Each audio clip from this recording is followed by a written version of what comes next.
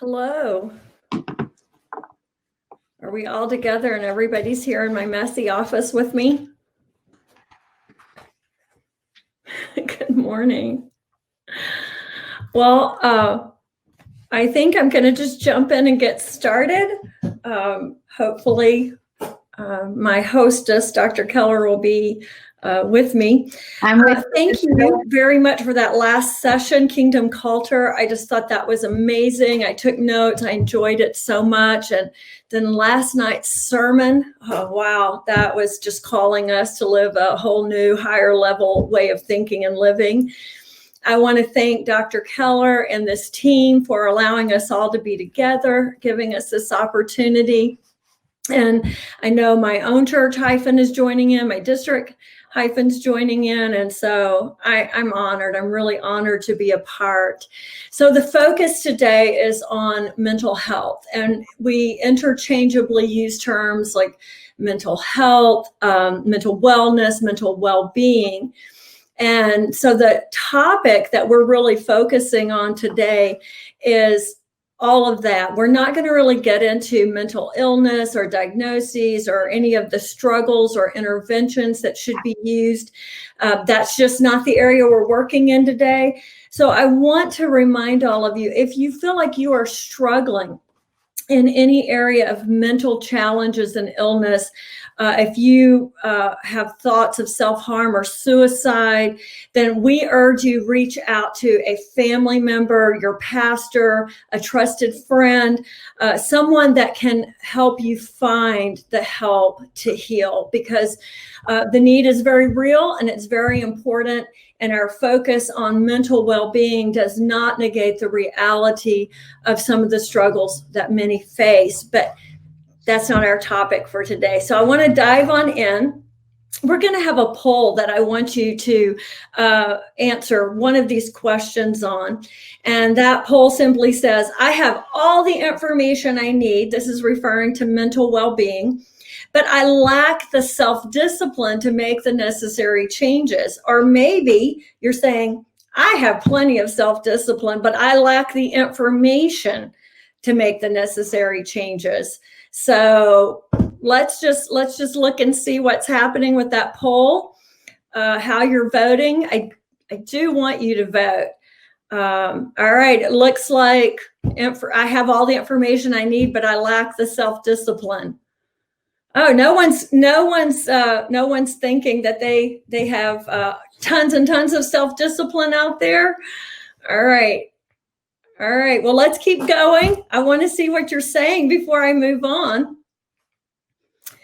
All right. Well, thank you for sharing. As of right now, it looks like we're saying I have all the information I need to change, but I lack the self-discipline. And then there's some amazing people on here with us that you have the self-discipline. And maybe you're going to be our cheerleaders and our encourager today as we move through this. But yes, so we're coming up with this understanding of I have information. So I don't know if this is good news or bad news, but I'm not going to tell you anything today that you probably do not already know. So before you give up and say, why on earth did I even bother to show up? Well, I think we're all in the same category as the great apostle Paul. We have a lot of how to, but we lack want to. He wrote in Romans 7:15, he summed it up perfectly, what I struggle with. I don't really understand myself, he wrote. For I want to do what is right, but I don't do it. Instead, I do what I hate. So wave a hand or give a shout out if you've ever had that experience. Hopefully I'm not the only one. I want to do what's right. I have the best of intentions. I may even have a plan. I have information, but you know what? I wake up every day. And here's what challenges us. This isn't like a January 1st moment. This isn't like, oh, I'm going to do this the rest of my life. It's every single day you get up and say, this is the kind of person that I want to be today. And then you spend the rest of your life making this commitment to a daily decision, or maybe it's not even daily. Maybe it's a minute by minute decision to become the person that you want to be. All right. So if you feel like, oh my goodness, I just failed so many times. Sorry about my allergies, folks, but I guess we're in real life here and you understand. So real life is this. I want to do what's right. I think I have the information I do, but why do I defeat myself? And we're just going to look at maintaining our mental health and what we need to do in spite of setbacks. Today's a new day. You're being released into living the kind of life God always intended for you to live. You're letting go of things and releasing, and God is releasing you into new areas. So let's make mental well-being important in this, okay? So just like our physical health needs to be maintained, our mental health needs to be maintained. And a lot of times, because we have so many challenges in life, and we have problems or decisions that we're facing, we have responsibilities that are weighing on us, and all that has the potential to leading us to feeling stressed or overwhelmed. Maybe you think you're not capable of making the decisions or handling the situation that you're facing. And then when you get into that mindset, what happens is you choose behaviors or make choices, and they are less than your best. And that's not the way you want to live. So like a person who has to maintain and knows what they should do to maintain good physical health, you could suffer a season. Some people have great physical health, but they had a season of COVID, and now they're rebuilding it. Mental health is the same way. We can go through life, and for the most part, we have good mental health. We maintain it. But maybe pandemic, isolation, quarantine, losses, all of a sudden we're realizing, wow, I've had a season where I didn't maintain my mental health, and now I need to get back on track and get refocused about that. So practicing good mental health is going to help all of us deal with stress much easier and handle the problems of life. So let's start with number one. Again, what you know, but today is about making new commitments. You must maintain good physical health. Because you know what? The link between good physical health and mental wellness is provided by research. I want to stop right here and insert this. I'm not going to be referencing a lot of scripture because time is very short. But everything that I'm offering you is rooted in the Word of God. Because trust me, if there's any principle of life or rule of life that works, it comes from the Lord, not from some self-help guru. So the things that we know that work and make a difference in our lives, you're going to find that in the Word of God. So you can go back and you can plug in all the scriptures to support what I'm sharing. But we need to get great sleep. And, for hyphens, maybe work and church involvement and education. Maybe you're like, are you kidding me? I have a paper due. I have so many demands on my time. Great sleep. What is that? So I'm not talking about just get some sleep. I'm talking about getting great sleep, because if you're not sleeping well, it impacts every part of your thinking. You are going down into a negative spiral if you're not sleeping well. So if you have really bad habits, you have to train yourself into sleeping. If you're, thinking this is not something you do well, then you need to create an atmosphere for sleep. You need to turn off all the screens in your room. I know you've heard this so many times, but it's true. You're not going to go to sleep if you're scrolling on a device. So turn off the screens, avoid caffeine late in the day, take a hot shower before you go to bed, darken your room, and remove toys and clutter. Because no matter what age you are in life, we all have our toys, right? We all have our distractions. Maybe it's a game on your phone. Maybe it's a stack of books by your bed. I don't know what your toys are, but remove toys and clutter and just make your bedroom the place that you sleep, not where you eat and do everything else. Because sleep really matters. And when you're not getting great sleep, you're in the downward spiral. You need to stay hydrated. So I'm going to be a good example to you. I hope that helped you. Yes, Dr. Keller's being a great example.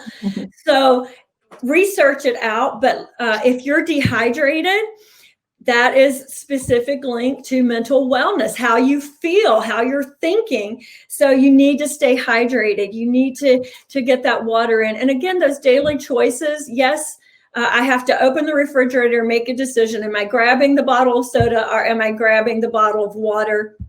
And, I don't know what it is. I want to do the right thing, but sometimes I do what I hate. Well, guess what? We gotta get a hold of ourselves. We're just really pitiful sometimes and full of excuses, but excuses get you nowhere. And we know this, if you have to eat to nourish your body and fuel it. Well, I can tell you working, going to school, being involved in church made drive-through seem like the best option for me. But if you eat junk, you're going to feel like junk. And so you're going to have to incorporate good eating habits into this if you want to maintain mental wellness. Another thing that is so important is movement. And there's this saying in counseling, if you want to move out of negativity, just move. Any little thing you do boosts your energy. It improves your attitude, your feelings. It releases all those good chemicals that bathe your brain and make you feel better about life.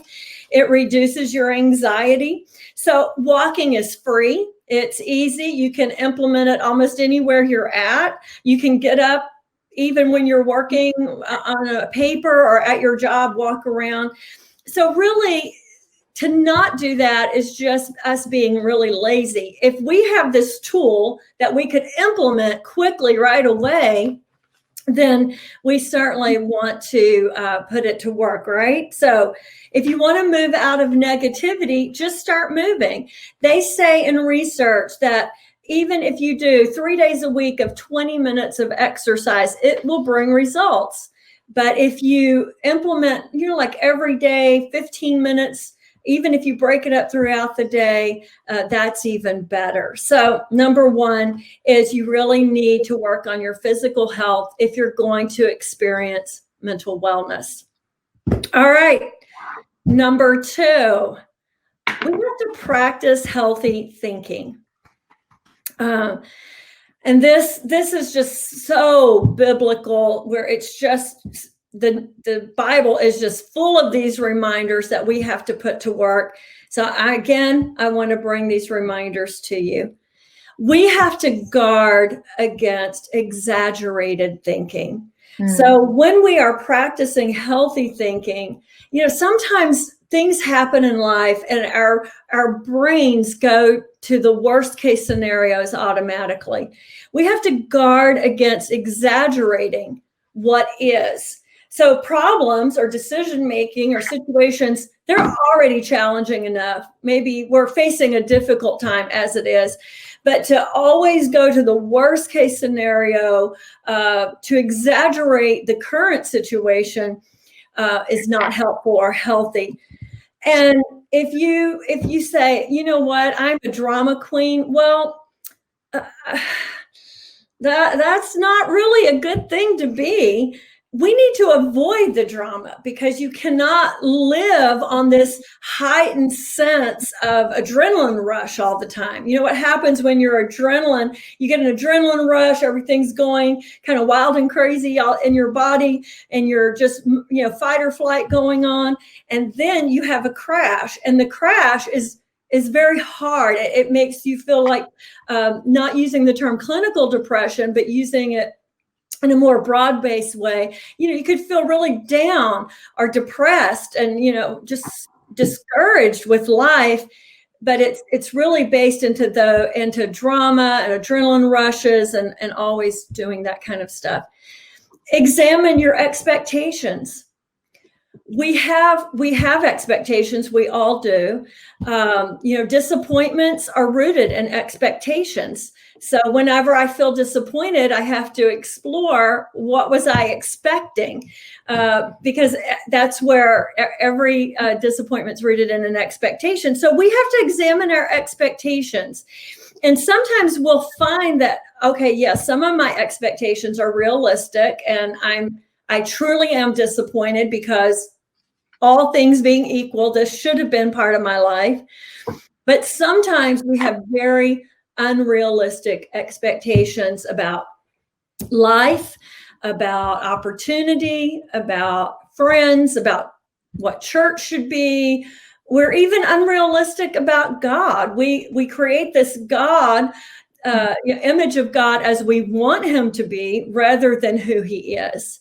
And so, for example, he said he would walk through the valley of the shadow of death with us. He never said you will never, ever experience downtimes and disappointments in life. So, sometimes we get it in our mind that because I'm a Christian, everything in my life should be perfect. And when it's not, because that's not biblical, then we feel very disappointed. So examine what's realistic and what's unrealistic in my life. Because if you continue to have unrealistic expectations about God, friends, family, what church should be, what life should be, you are going to live perpetually in an upset state, and that's really going to impact you negatively.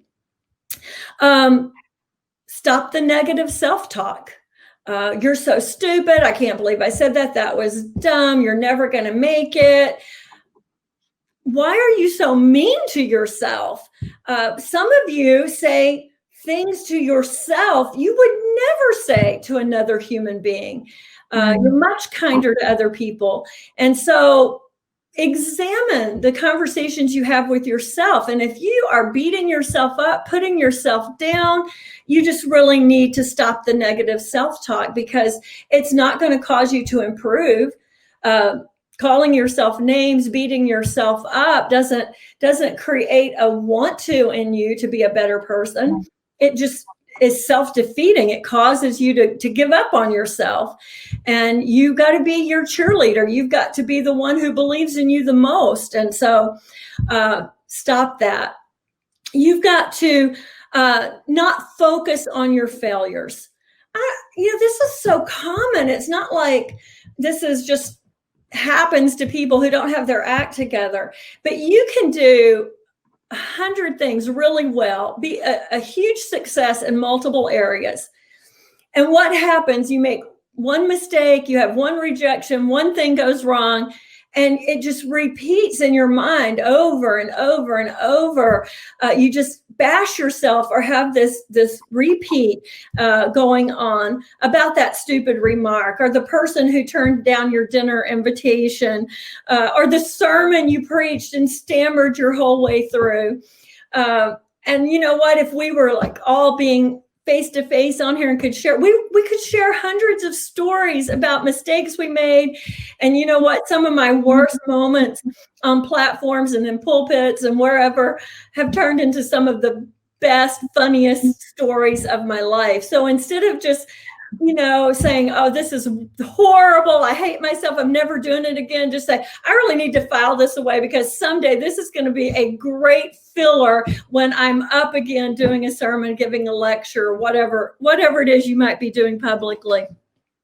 If somebody turns down your dinner invitation, my friend, there are plenty of people who want to spend time with you. So, don't fixate on what isn't or what you didn't do right. Get up, shake it off, move on. I don't know, confession here. I was horrible in math. I mean, horrible. And I could have talked myself out of going back to school, because it's like, oh my word, my field requires that I learn statistics and I have to be really good in it and have to do all these things. And I could have so focused on being horrible in math that I wouldn't have taken that first class. But you just take the first class and, then you take the next one, then you do the next one. And you have to focus on your strengths and get help in the areas that you need to grow in. But don't give up. Don't give up on yourself. All right. So here's a way to practice healthy thinking. So if you're prone to having these negative self-thoughts or exaggerated thinking, or you focus on failure, let's do this. Excuse me. First, you examine the facts. You have this thought, but where's the proof? Yes, I'm horrible at math. There's the proof. But the other side of the story, because there is another side of the story. I got a PhD, so you know what? Obviously, I struggled, but I got help where I needed it. Also, you ask yourself, okay, here's what I'm facing. Have I faced anything similar to this before? And if I have, what did I learn from it?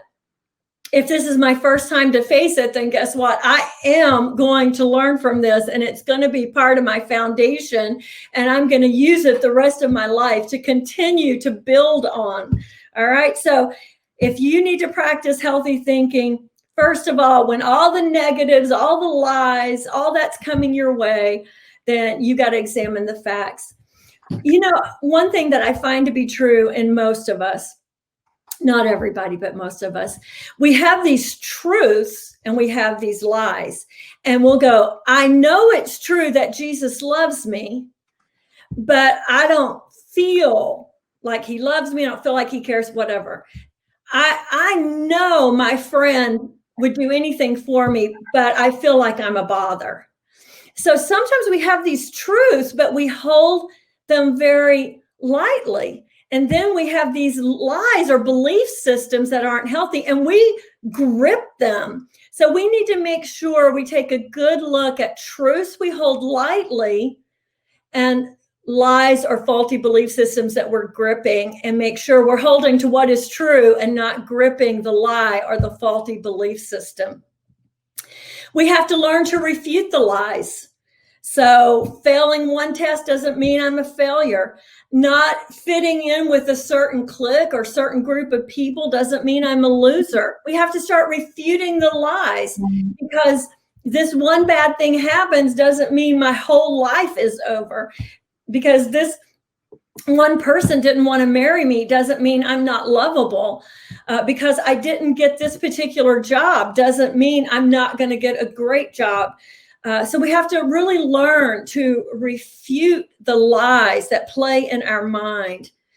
And then the other thing, the last thing about practicing healthy thinking that I think is just so critical is you've got to refrain from comparing yourself to others, right? Mm-hmm. Social media has many pluses. People can be great role models, good examples, can provide for us. But the other thing that happens is if we're not careful, it feeds comparison and discontent. And you may be your own worst enemy in this area. You may begin to believe, if you're not careful, that everyone has more than you. Everyone has it easier than you. Everyone's happier than you. They have greater opportunities than you have. They're smarter. They're better looking. And you know what? That only leads you down to a path where you live your whole life unhappy and discontent, and then you're in a state of poor mental health. So again, practicing healthy thinking is so critical to mental wellness. All right. I want to go to 3. I feel like I'm talking so fast, but I've got all these pages. I want to make sure I share this information with all of you who have lots of information, but you just lack self-discipline. So I got to give you more information, but my hope is it'll inspire us all to commit to making some really good decisions today and maybe be accountable to each other. Yeah, that's so good. Okay, number 3, create a network of support. We need to create a network of support. So resiliency is rooted in relationships that nurture us, all right? So if nothing else, this pandemic has reminded all of us that we were created for relationships, and being isolated and quarantined is not good for humanity. We were not created to be isolated. We were created to be in relationship with God and relationship with others. So I want to join in with other voices that have said this so well. You must prioritize your relationship with God. You must stay connected to God. And this was covered in our prior session, and it just so powerful. I don't know how many ways we can say it, but you've got to implement it. Information that is not applied is simply wasted. And so I want you to get a hold of what we're saying because it really matters. You need to practice your personal spiritual disciplines. It's more than church on Sunday, church on Wednesday night. It's more than a hyphen meeting. Those all feed and support you, but that daily commitment to relationship with God, one-on-one, you and him, that is what's going to matter in the long run. So prayer is you talking to God, and reading his word is God speaking to you, and you need to do that every day. You need to assemble with other believers. Your primary social circle should be the church. People who love God, people of like-mindedness and like faith. If you have more friends and more of a social life outside of the church, then you're always going to feel a tug in the wrong direction. So we're not isolationists. We love people. We want to bring them into our circle, but our network of support need to be people who love the Word of God, who love him, and who will inspire us and help us grow in our love for him as well. So prioritize your relationship with God. Get with other believers as often as possible. Like today, you're here. Good for you. I'm so proud. You could be doing anything else today, and here you are. I'm glad. You need a well-rounded circle of others who will challenge you to grow. We are most comfortable getting in a group of people who think like we think, who agree with us, who make us feel better about everything in life. But that's not a network of support, because support means there are people in that circle that will challenge me. There are people in that circle that when I have faulty thinking, they will help me to confront that faulty thinking. They will help me to refute the lie. They will not agree with me and stroke my emotions just because that's easy, but they're going to say, though, there's another way to look at this. You need young people, you need same age people, you need older people, and you need elders. You need people who have walked the path ahead of you, and you need people who are currently in the same place you're at. And you need to have younger people there that you're role modeling for, that give you a sense of responsibility. So this idea of creating a network of support. Resiliency is rooted in the relationships that nurture us. You cannot do without them. And you really need godly influences in your life. You need variety. You need people who are going to challenge you to grow. They're going to comfort you when you grieve. And certainly they're going to celebrate your successes with you. All right. If your family unit, maybe you have family unit and you're saying they're not in the church, and or maybe it's a very broken family system. It's not a healthy system. Well, we don't throw people away. But we need to invite people in who are healthy. We need to invite people in who can speak health into us. So if you're saying, well, my family, I can't depend on them. Well, then you know what? You need to look in your church family. You don't have a great, wonderful grandmother who can be that relationship with you. Go find a grandmother in the church who you can connect with and form a relationship with, an older person who will speak into your life. And you need authority. You need to put in your network of support people that you recognize as authority that you'll be accountable to. So be a friend to people in all ages and stages of life who are different from you. Diversity is great. Diversity helps you think bigger. It broadens your life. It adds to. Diversity doesn't take away. Diversity adds to. So try to find people who are different than you, because it'll just add so much to your life. But underlining, we need godly voices and we need godly people in our lives. So how do you broaden your circle? All right. You're saying like, oh my goodness, maybe you're saying I live in a small town. I have a small church and, it's just the 5 of us. I don't know. Or maybe you say, I live in a huge city. It's the loneliest place in the world. I don't hardly know anyone, whatever, all of our reasoning, we all have them. So let's look at this. How do you broaden this network of support and get more others in your circle? Well, you have to explore some new opportunities. Get out of your comfort zone.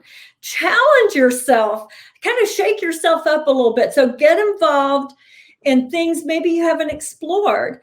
I had someone say to me very recently, they had multiple opportunities to work in children's ministry, but they had decided, I don't really want to be around children. That's not my thing.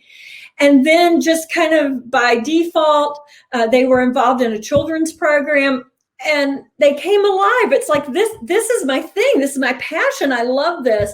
If you don't try certain areas of ministry or social volunteer engagement, community engagement, you will never know if you're good at it, if that's a calling, if it's where you come alive. So give it a try. So maybe teach children.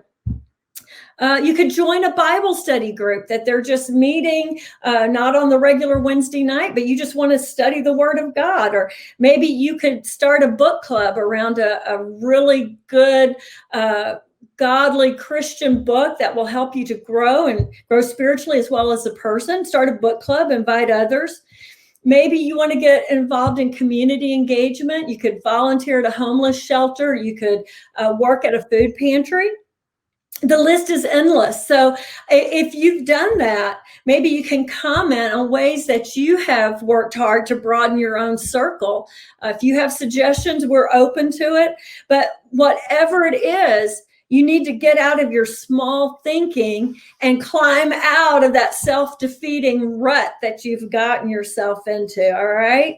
And these are all things that we can do. Okay. The last thing I want to deal with, let me go back with this. I'm losing my spot here. The last thing I want to talk to you about, it may seem negative, but it's not. It's just a good reminder. You need to let go of people you call friends, but they really just bring you down. You need to limit time spent around people who make you feel less than. All right. We will never be so lonely. We will never be so needy that I will invest my quality time with people who make me feel less than and who bring me down. You just absolutely have to stop hanging out with people who lead you into wrong choices and sinful behaviors. Right? You've got to stop it. That's not going to ever help you become the person that you want to be. And so we don't throw people away, but if you're around people, if your network of support is a group of people and you find yourself in bad places and making wrong choices all the time, that's not a network of support. You're in the downward spiral. Support is going to help you be better. It's going to release you into your ministry. It's going to release you into that relationship with God. A network of support is going to release you into quality of life, and it's not a less than experience. So you have options, and loneliness will never be an excuse or a justification for the people that you choose to spend time with. All right. So just be encouraged. There are amazing people right here in this Hyphen conference this weekend. And all of them are probably people you need to get to know. At least most of them are people you need to get to know. And I hope somehow you are making those bigger connections with the Hyphen group. All right. Let's move on to 4. You need, in order to maintain mental wellness, to get out of that down negativity thinking, you must develop your problem-solving skills. It's not an option. I wish it was. So life requires all of you adults to adult. So you have daily decisions, and those daily decisions will determine your destiny. And when you try to avoid making decision, it only leads to stress and anxiety. You hide from problems, it increases your anxiety. You avoid decision making. You feel the pressure, even when you're maybe have running behaviors or hiding behaviors. You take the pressure and the unresolved issue and the lack of a decision, you take that into your cave of hiding with you. So you never really escape it or get away from it, even if you try to ignore it. So over involvement in one area of life, maybe you don't want to deal with something, so you just kind of become a workaholic. And though it's the other side of workaholic, maybe you don't want to deal with something, so you become a churchaholic. And I know that's kind of a strange phrase, but what we do for the Lord, it really needs to be for the Lord. And we really need to be doing it because that's where God wants us to invest our time and energy. And sometimes because we want to hide from life or other things, or we have a wrong motivation, maybe we're really performing for the applause of the crowd, or our attention, or whatever. I don't know. We all have it. But busyness is not a way of dealing with life. And we can all get over busy in education, in any area of life. Maybe you just have hiding behaviors. Maybe you'll spend hours playing a game, or you'll binge watch on a favorite show or something. So I want to help you with some decision-making tools. If that's okay for just a moment, here we go. When it comes to decision-making, first of all, eliminate all the distractions around it. Determine what is really the problem. Because if you just keep it in your mind and think about it and think about it and think about it, sometimes your little bitty problem becomes this enormous, huge issue. So get rid of the clutter, declutter it. What is the real problem? So eliminate the drama. Be as specific as you can in determining what is the problem I need to address? What is the decision that I'm facing? All right. So be very specific. And then brainstorm solutions. Just start really getting out of the box kind of thinking, like, okay, this feels bigger than me, but I'm going to list 10 to 15 possible solutions or answers. And they can be funny. They can be impractical. Certainly, a lot of them, most of them need to be practical. Some of them, you may look it over and you'll say, I could take a little bit from this one and a little bit from that one and merge it together. But just brainstorm as many as you can. If you have a victim mentality, you're going to think, I'm a victim. I'm helpless. I'm hopeless. There's nothing I can do. But that's not true. You may be lazy, but you're not a victim. You're an adult now. You can make decisions. You can make choices. You're free. Even if it's one baby step at a time, you're free to walk away from the chaos of life that you've always blamed for not being a success in life. But you're free to leave it behind now. You have the empowerment of the Holy Spirit. You have the love of God. You have the support of a church family. You have everything that you need to make it and to be a success. But you have to want to. You have to make those choices.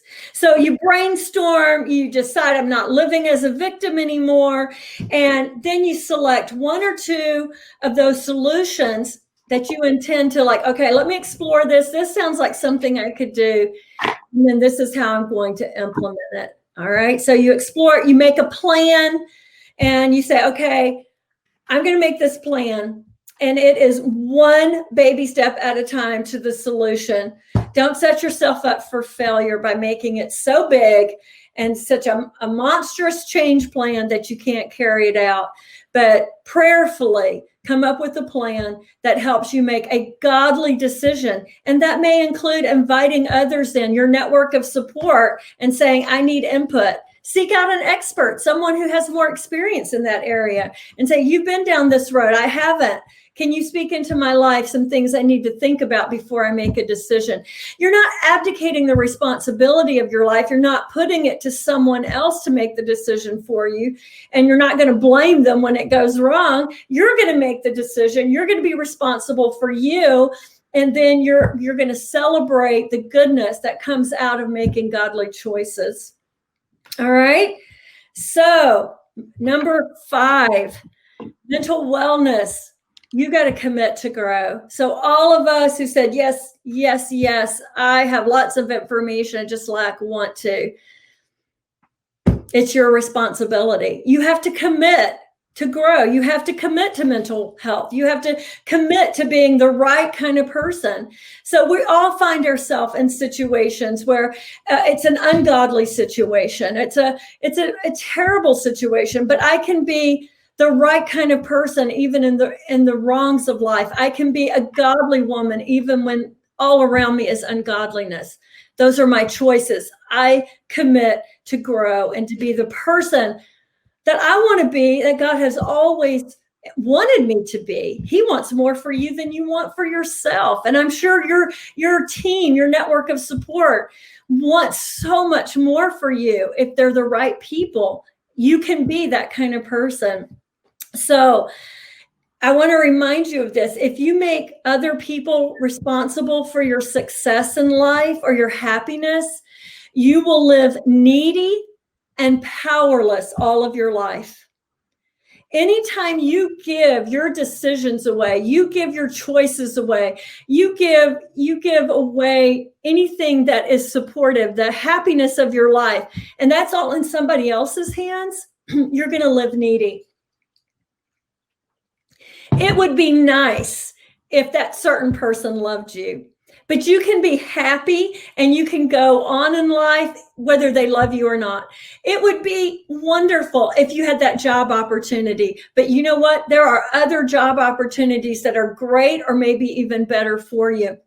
So you really need to start thinking in a way that I am responsible for me. And I am not giving that away to anyone else. Because the Bible reminds us that when we stand before God on that day of judgment, we're going to all give an account for ourselves. You're not going to call up your parent or that person who failed you or the person who left you behind or whoever you blame for your life. You're not going to call them up and say, hey, can you give an account for me? You're going to give an account for yourself. So we're all responsible for ourselves. You're responsible for the kind of person you want to be. You're responsible for the decisions that you make. You're responsible for your quality of life. And it's up to you to be the best you that you can possibly be. So finding that balance of life between the things that you're responsible for, the things that you must do, and the things you want to do, that's all part of good mental health. You have the same amount of time as everyone else in the world has. It's how you manage that time that's going to get you to the end result that you really long for. And so you have decisions to make today. I'm getting to closing, and I want to bring you one last thing. I have this thing that I do, and I train my students to do it. And we work with it all the time, and it's called drains and fills. And that the idea is that life often, we're like a tank. We have an emotional tank, a mental, all of our thoughts, emotions, everything's in there that feeds us and keeps us going, like a gas tank for a car. You have to keep it filled up. If it all drains out, the car is dead on the side of the road. So we have tanks as well. And when life is draining you of your joy, your peace of mind, hope, or contentment, then maybe it's time for you to refill that tank. Okay. So there are parts of life we're never going to get away from. And it may be draining. There may just be things in your life that, maybe there's that relative that you're responsible to them, and maybe you're a caregiver. And so, but it's draining, but you love them, but that's not going away. That's going to be part of your life. Or maybe you're in a season of life right now and you're under a lot of financial pressure, and that's very draining. And it's a season, but right now there's nothing you can do. You cannot eliminate it. And you can fill in the blank on whatever your life drains are. Maybe it's a difficult decision, a demanding boss, or maybe you're just in a season of loneliness right now. All of those are draining. Your responsibility as an adult practicing mental health is to have an awareness of what drains you and an awareness of what fills you back up again.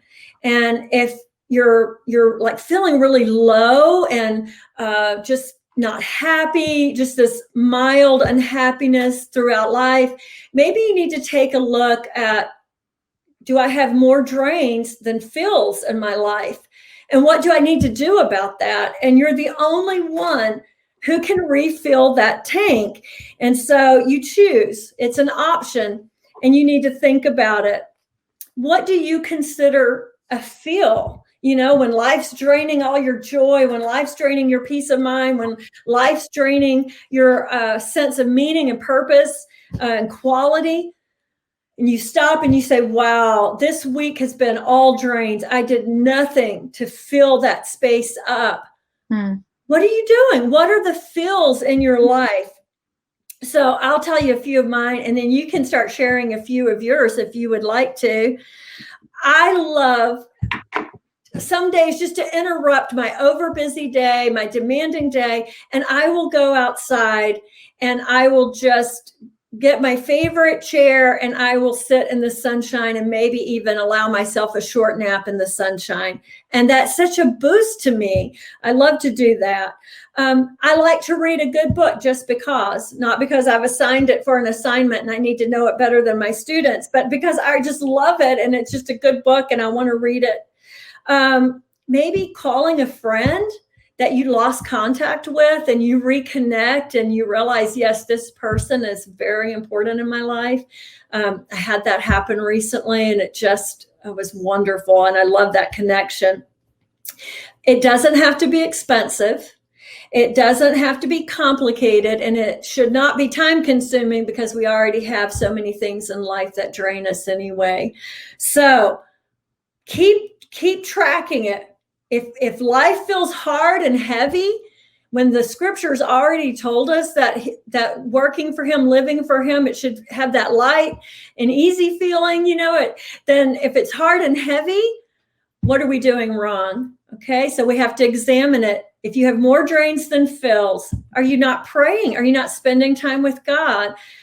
Only you can change that. So yeah, feel free. I see a couple of them. Coffee from your favorite coffee shop with a good friend. Absolutely. Reading, taking walks. Yes. Listening to music, cooking. Yes. Some really great things here. Thank you for sharing all that. Yeah. Sitting in solitude with God. Yes, it is. Fresh air. Yes, it is.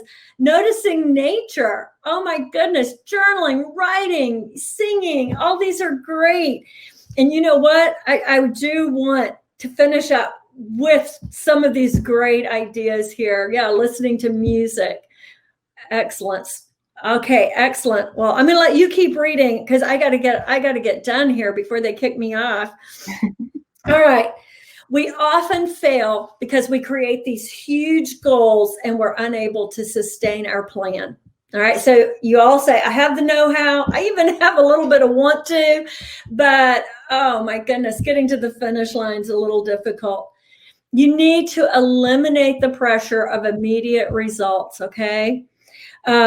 Dream big, have huge goals, but you need to remember lasting change comes by making very small changes that you hold on to that lead to other changes that lead to other changes. And one day you look back and you say, wow, I've really moved in the right direction and I can see that movement.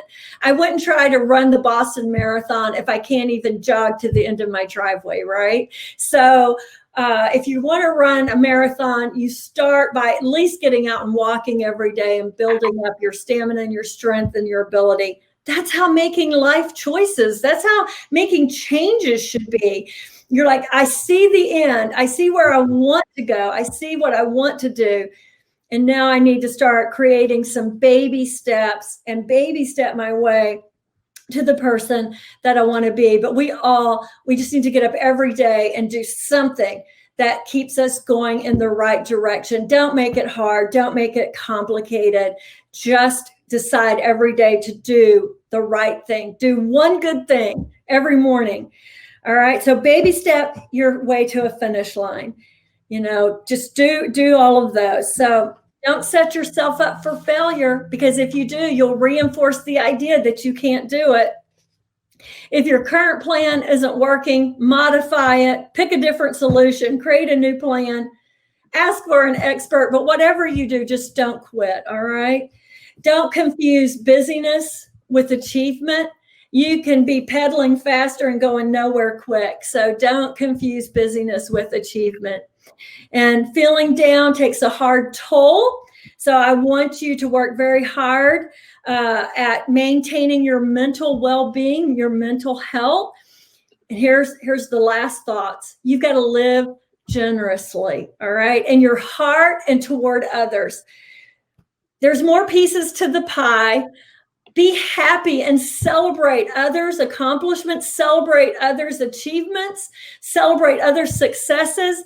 Don't take it as they win, you lose. Understand they can win and you can win too. So live generously in your heart and toward others. Be kind. Be a kind person. And if that doesn't come natural to you, then you need to really practice kindness. I keep a gratitude journal and I keep a happiness list. And sometimes we just need to remind ourselves, I don't write in depth, but I try to frequently write things I'm thankful for.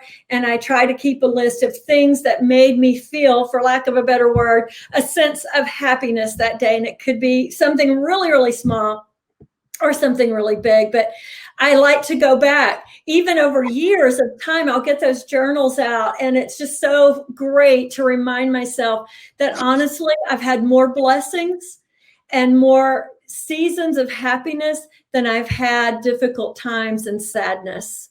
And when we get lost in the difficult times, we tend to believe that's our whole life. And having these journals and these lists really help us stay focused. And they're really fun to look back on and see what the Lord's done for us.